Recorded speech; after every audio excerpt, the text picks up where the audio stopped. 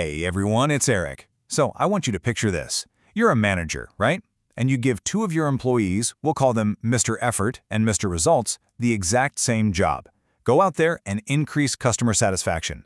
A month goes by, and now it's time to see what they've got.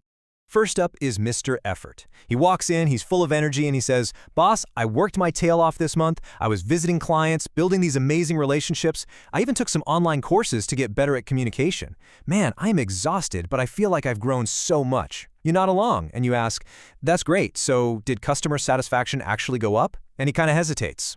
"Well, I think so. I mean, the clients really seem to like chatting with me." Okay.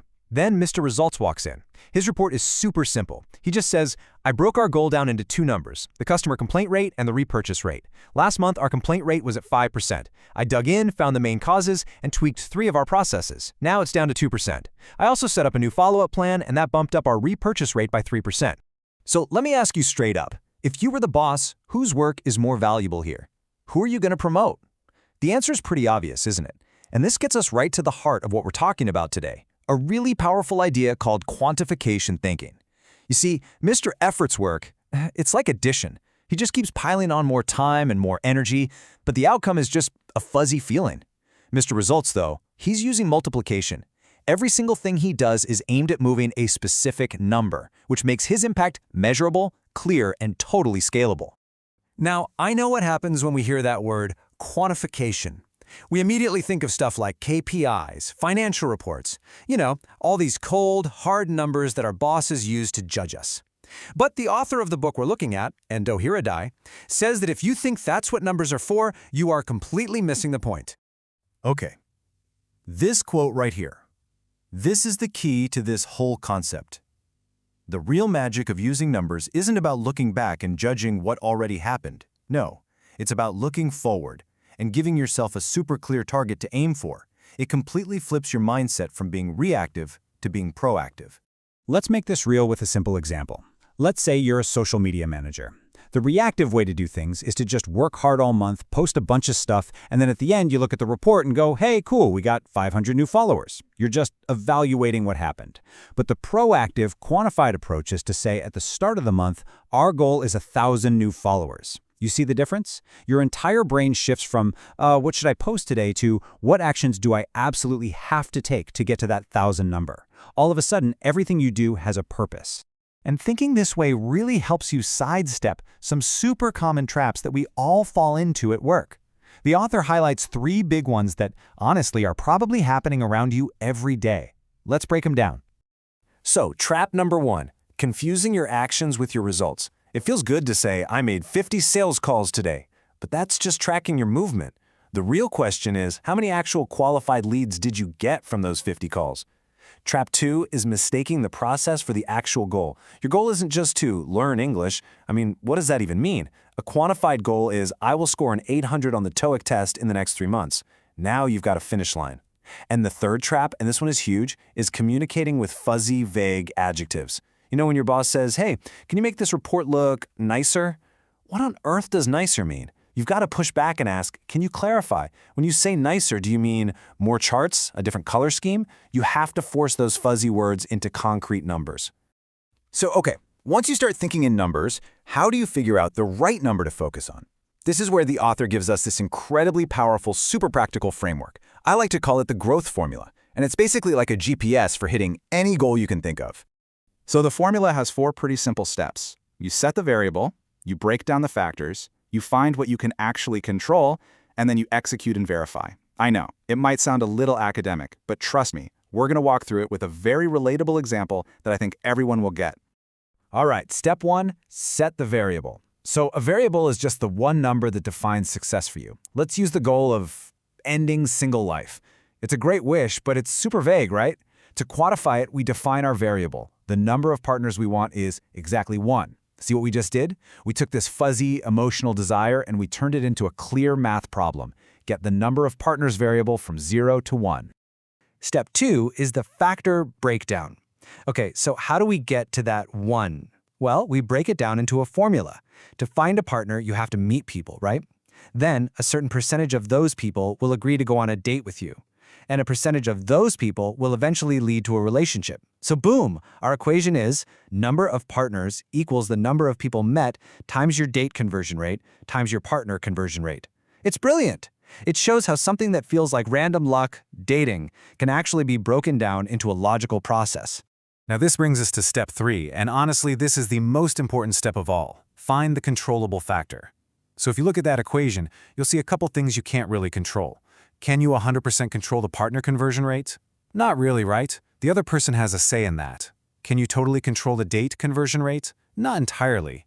But can you control the number of new people you meet? Yes, absolutely. You can decide to go to 3 events this week, or 5. You can decide to message 10 people on an app, or 20. That is your controllable factor. And that flows right into step 4, execute and verify. Once you've found that one thing you can control, you pour 90% of your energy into it. You set a clear goal. This month, I will meet 20 new people. Then you do it. And after you look at the data, maybe you met 20 people and got 1 date. Okay, your conversion rate is 5%. That's not good, it's not bad, it's just data. Now you have a choice. To get 2 dates next month, you either have to meet 40 people or you have to figure out how to improve that 5% rate. The anxiety of, why am I still single, is gone. It's replaced by a clear, actionable project. Okay, so we've got this awesome formula. Now let's see how it actually works in real-world situations that matter to all of us, like getting a raise, managing a team, and, of course, hitting our own personal goals. First up, asking for a raise. You know, most people just walk in and say, I worked really hard this year. That has almost zero power. Let's use the formula. Imagine you're in charge of the company website. Your goal is to prove your value. You decide your key variable is going to be the number of monthly sales leads that come from the website. You do your breakdown and you realize your most controllable factor is creating original content to get more traffic from search engines. So for 3 months, you buckle down and publish 2 high-quality articles every single week. And as you can see from this chart, that specific action directly caused a 50% jump in monthly leads from 100 to 150. Now, when you go talk to your boss, you're not just asking for a raise. You are demonstrating with hard data the exact measurable value you created. That is a conversation every boss wants to have. Okay, next up, let's talk about managing a team. The ineffective manager just puts on the pressure. They say stuff like, you missed your target, just try harder. All that does is create anxiety. A quantified coach, on the other hand, sits down with their team member and breaks down the numbers with them. They say, okay, let's look. Your conversion rate is at 10%, but the team average is 15%. Let's figure out why. Is this something in your pitch? Maybe the follow-up? See, this turns vague pressure into a clear, actionable game plan. You go from being a warden to being a coach. And finally, this works perfectly for our personal goals, which is where a lot of us tend to fail. You want to lose 5 kilograms? Stop staring at the scale every day. It's just going to drive you crazy. Instead, focus on your controllable factors. Walk 10,000 steps a day and eat only 1 bowl of rice per meal. That's it. You want to read 50 books this year? Don't just tell yourself, I'll read more. Make your controllable factor, I will read for 30 minutes every single night before bed. This turns a massive, intimidating ambition into a small, repeatable, and most importantly, controllable daily action. All right, as we start to wrap things up here, I want to leave you with the one core idea that you should take away from all of this. So here's the bottom line. Quantification thinking isn't about becoming a robot who's obsessed with spreadsheets. It's about gaining clarity and control.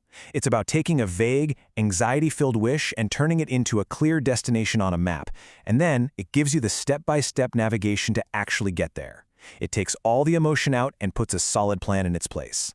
And I just love the book's subtitle, which I think says it all. Of course, numbers aren't everything. But if you ignore them completely, you're basically driving with your eyes closed. Numbers are the tools that let you measure your progress, that let you see your path forward, and that let you prove your value, both to others and to yourself. So I'm going to leave you with this one final thought. Think about it right now. What is your single biggest goal, either professionally or personally? And what is the one number, just one, that would define success for that goal? Find that number. Because when you do, you've just taken the first and most important step toward making it a reality. If this explainer sparked an idea for you, let me know in the comments what number you're going to start tracking. And of course, if you want more deep dives like this, do me a favor and hit those like and subscribe buttons. And share it with someone who might need to hear it. I'm Eric, thanks for watching, and I will see you in the next one.